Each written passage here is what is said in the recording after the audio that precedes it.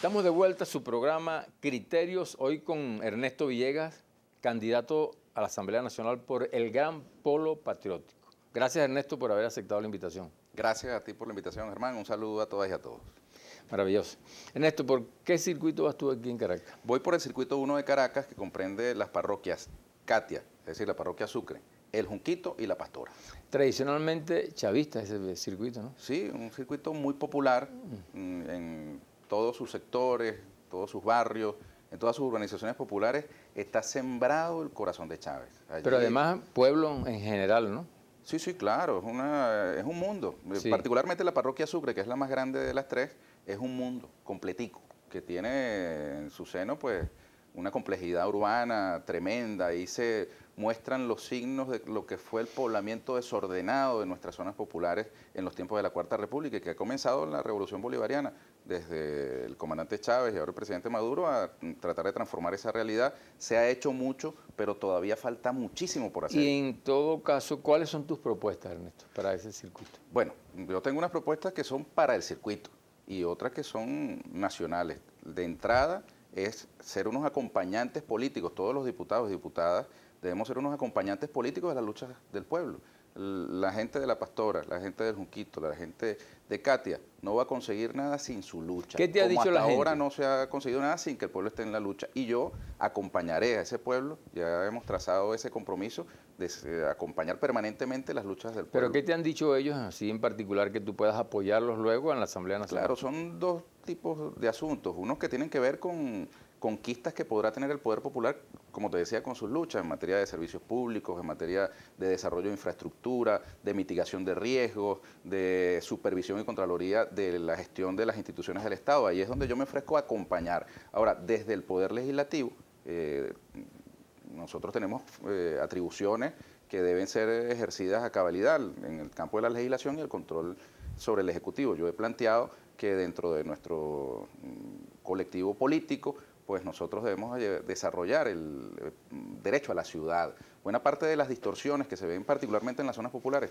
tienen que ver con el ejercicio insuficiente del derecho a la ciudad. No es posible que nuestros niños y nuestros jóvenes, por ejemplo, se disputen con los vehículos el espacio para jugar básquet, que es una cosa cotidiana. Y eso lo que te muestra es que el derecho a la ciudad ha sido, digamos, desigual. Tiene mucho más derecho el que vive en la ciudad plana, y aún el que vive en la ciudad plana también tiene un déficit en el ejercicio de sus derechos. Pero imagínate tu barrio adentro, en las zonas populares, donde hay déficit de equipamiento de salud, déficit de equipamiento de educación, déficit de equipamiento deportivo, de recreación, de abastecimiento. Pero eso y el proyecto bolivariano, ¿cómo tú compaginas esta situación? Bueno, es que es el desarrollo del Plan de la Patria, el desarrollo del Plan Nacional Simón Bolívar, el desarrollo equilibrado y armónico de nuestros centros urbanos, nuestros centros poblados.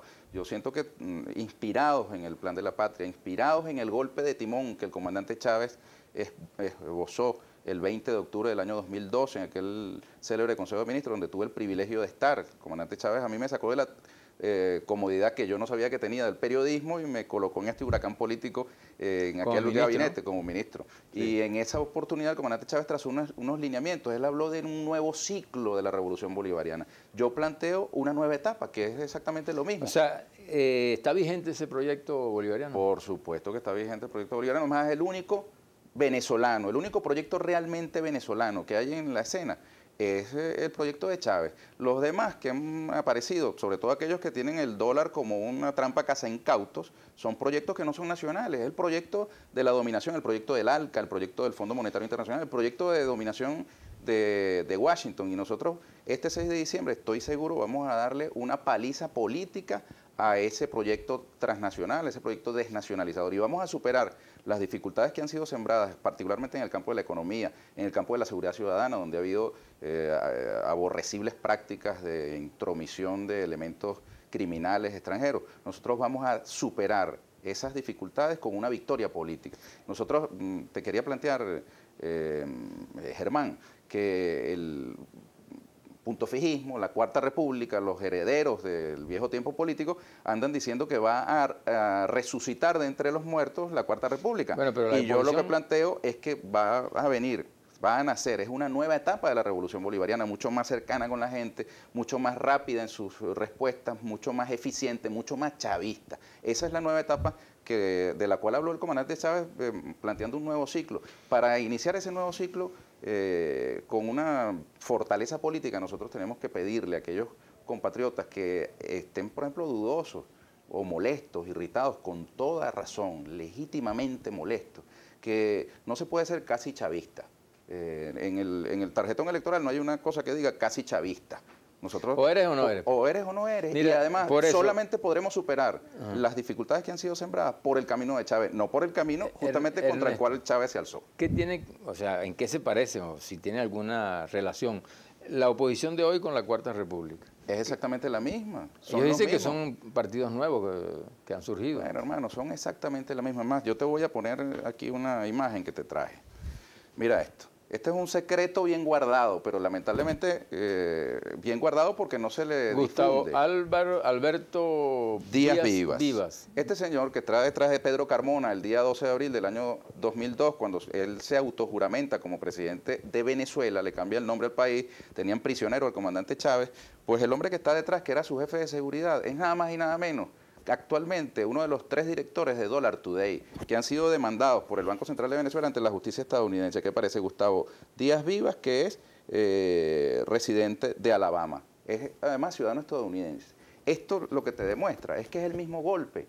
Los que están destruyendo el Bolívar, los que tienen una campaña contra el salario de las venezolanas y venezolanos, son los mismos que dieron acá el golpe de abril del 2002. Son los mismos, no han cambiado. De pronto cambian algunos rostricos, algunas siglas, pero son exactamente el mismo proyecto desnacionalizador, desde la oposición, el mismo proyecto carmonista. Desde la oposición algunos plantean que sí hay que dolarizar el salario. ¿Tiene que ver con esto? Bueno, es una trampa cazaincautos, porque obviamente el pueblo venezolano no es tonto. Sabe que votando por esa gente no es que la nómina de la quincena siguiente va a ser en dólares. Yo diría, bueno, ¿y por qué no empiezan a pagarle a la gente que trabaja para ellos de una vez en dólares? Es un embuste que además lo que te revela, Germán, es que la campaña no es por ellos, los candidatos no son ellos.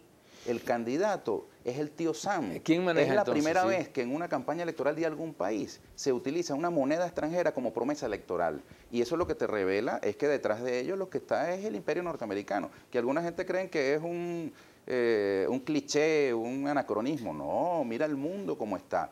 Yo quiero poner como ejemplo Europa. Europa hoy día sufre las consecuencias de la desigual, digamos, integración entre unos países y otros, y hay muchas quejas, muchas protestas por los refugiados, pero además también por la dependencia del euro, la dependencia de Alemania. Nosotros como país debemos defender nuestra soberanía, no podemos engancharnos en ese tren porque lo que nos vamos a terminar es autosuicidando, como diría Carlos Andrés Pérez, y nosotros de suicidas no tenemos nada. Nosotros lo que somos es el pueblo de Bolívar, el pueblo de Guaycaipuro, vamos a remontar las dificultades Ernesto, que han sido presentadas. El golpe de timón, que está muy en boga en este momento nuevamente. ¿Qué piensas tú de eso? Bueno, yo digo que eso es justamente lo que debe inspirar la nueva Asamblea Nacional. Nosotros necesitamos una victoria política contundente el 6 de diciembre para que esa Asamblea, que se renueva en el 80% de sus candidatos y candidatas, pueda acompañar al presidente Nicolás Maduro en los próximos 5 años. ¿Pero cómo interpretas en la aplicación de esos principios del golpe de timón? Ese planteamiento que hizo el presidente Chávez sobre el golpe de timón, ¿es un regreso? No, al contrario, es precisamente corregir las desviaciones que en el curso de los años de la Revolución Bolivariana se hayan podido haber venido presentando. ¿Cuáles, por ejemplo? Mira, yo te pongo un ejemplo, la Misión Sucre. Yo hago una autocrítica para no echarle la culpa a más nadie. En el caso de la Misión Sucre, yo estuve dando clases a los vencedores y vencedoras durante un tiempo. Después que me metí en la vorágine de la lucha política, dejé de dar las clases y me distancié de la Misión Sucre. Yo ya he pedido a las autoridades de la Misión Sucre y le he comunicado a los compañeros que estudian en la Misión Sucre que quiero, a partir del 6 de diciembre, con base en el artículo 190 de la Constitución, que nos permite realizar actividades académicas, además de las parlamentarias, pues reincorporarme como facilitador de la Misión Sucre. Yo quiero contribuir al mejoramiento, al relanzamiento de la Misión Sucre. En todo caso. Pero no lo puedo hacer desde afuera criticando lo que otros hacen, tengo que hacerlo desde dentro. O sea, si yo digo que esa pared está mal pintada, tengo que tener en la mano una brocha y mostrar cómo es que se hace. No me puedo poner desde la actitud del manager de tribuna a criticar lo que otros hacen. Ernesto, tenemos una sección que es ¿qué nos dice la gente de la calle? Vamos a escucharlo para que nos lo respondas luego. ¿Cómo no?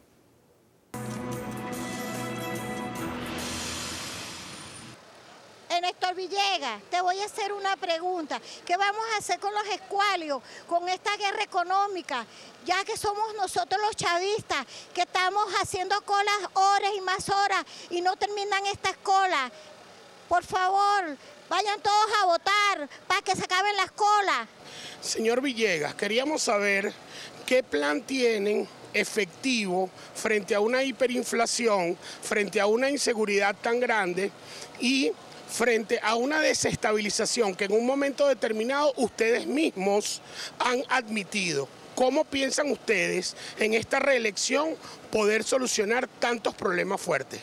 Germán, ambas personas que intervienen son Venezuela, son el pueblo venezolano y padecen las consecuencias de un golpe económico cotidiano, que no es ni siquiera día a día, es minuto a minuto, segundo a segundo, que viene padeciendo la familia venezolana sin distingo de color político, condición social. ¿A qué atribuyes eso, Ernesto? Bueno, hay un golpe económico en marcha, hermano. Aquí está una campaña de destrucción del Bolívar, del poder adquisitivo del Bolívar. Nosotros, a partir del 6 de diciembre, con esa victoria política que tenemos que darle al comandante Chávez, nosotros tenemos que tener la fuerza política suficiente para la toma de decisiones radicales, drásticas, que le quiebren el espinazo a ese golpe económico. Nosotros tenemos que recuperar, por ejemplo, la capacidad del Estado para ser el que fije realmente la tasa de cambio que se aplique en las operaciones comerciales económicas cotidianas. Mientras nosotros tengamos este factor perturbador presente, nosotros estaremos en una lucha tasa de cambio, decías permanente. tú, pero hay quien plantea que tiene que ser un dólar libre, o sea, y un solo cambio,